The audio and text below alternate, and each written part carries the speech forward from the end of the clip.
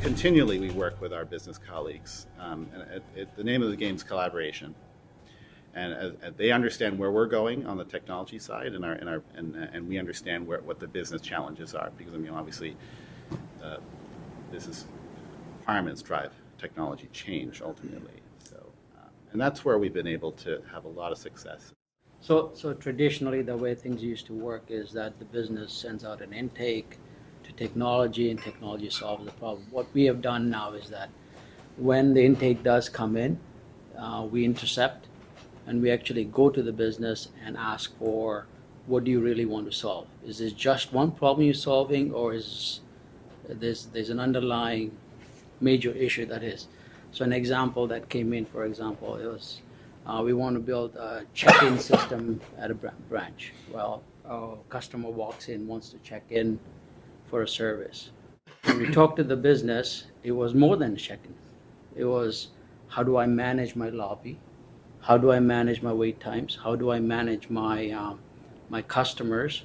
And how do I manage my employees? So when we started talking to the business about how and what their major issues were, or how we want to solve this, it ended up happening is that that intake became more of a operational model change, right? And then that got funded by the business itself, saying that this is how we want to do in terms of our operational model change.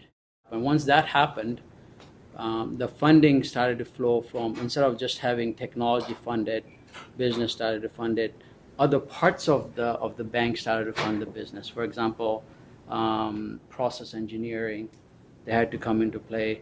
They had to change their processes. So they had to fund parts of that project as well. So the funding started to flow from different areas of the bank.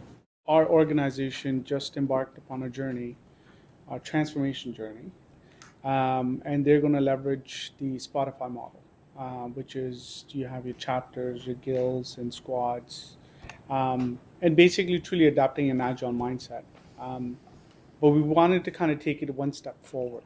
So with that, what we did was we built what the new concept is called the C-Pod. And the idea about the C-Pod is you have the IT leaders as well and the business leaders collaborating together in actually defining what the business problems are and finding out solutions how we're going to solve them. They are constantly integrating and talking to drive a better outcome for the patients itself.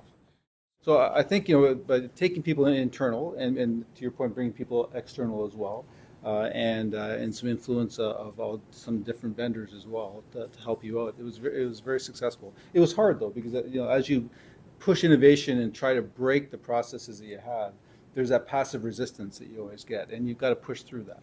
And then there's a point in time where people who are working together realize that you shouldn't resist, but you should try to move forward, and then you become part of the success. But I wouldn't never say it's easy. I think all the innovation is hard, and I think, but that's why we want to push hard and push through. We spent a lot of time managing our vendors.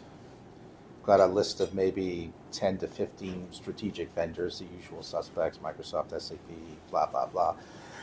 And we spent a lot of money with them, and we expect them to fund a lot of these micro innovation efforts. Hello, Microsoft, you got $10,000 to play around with a plan. And they do it if you're fair with them. So we're very open with our vendors. We share our strategy with them once a year. We invite them to a conference. But vendors have a lot of money, and they're interested in participating, and it's a very useful source of funding if you're willing to put in the time to manage them.